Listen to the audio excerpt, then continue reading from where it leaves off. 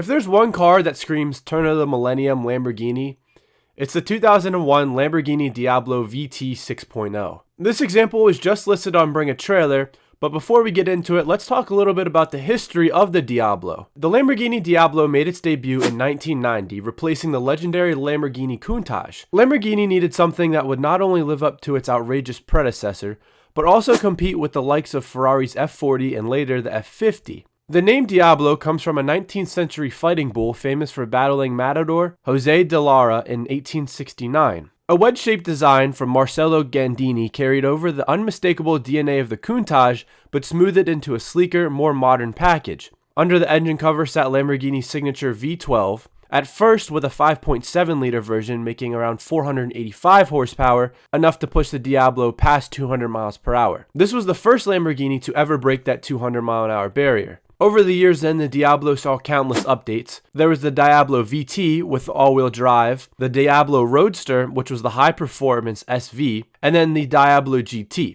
And each version of the Diablo pushed the envelope of style and performance. But by the late 1990s, Lamborghini was under new ownership. Audi had purchased the company in 1998, and their influence was quickly felt. They wanted the Diablo's final version to be more refined, more livable, and brutally fast. That's where the 2001 Lamborghini Diablo VT 6.0 comes in. This was the last iteration of the Diablo before it was replaced by the Murciélago in 2002. The VT 6.0 brought a 6-liter V12 producing 550 horsepower and 457 pound-feet of torque paired with a 5-speed manual gearbox and all-wheel drive. The car's 0 to 60 came in at around 3.9 seconds and its top speed hovered around 210 miles an hour. Audi also revised the styling on the car. While still unmistakably Lamborghini, the car had smoother, more integrated lines, especially in the front and rear bumper. Inside, the Diablo finally gained a cabin that felt closer to a luxury supercar than a kit car. Better on ergonomics, higher quality materials, and more modern controls made it a car that you could realistically drive more than just on weekends. This particular model up on Bring a Trailer is finished in Viola Ophelia Pearl, a striking metallic purple, over a Bianco, Marrone, and Nero interior trimmed in leather with gloss carbon fiber accents. Power comes from that 6.0-liter V12 paired with a 5-speed gated manual transmission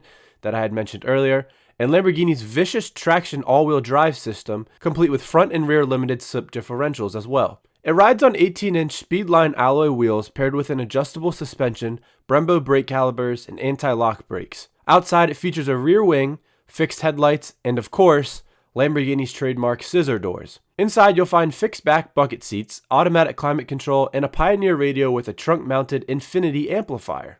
There was something somewhere that said this car was September 7th, so it wasn't yesterday.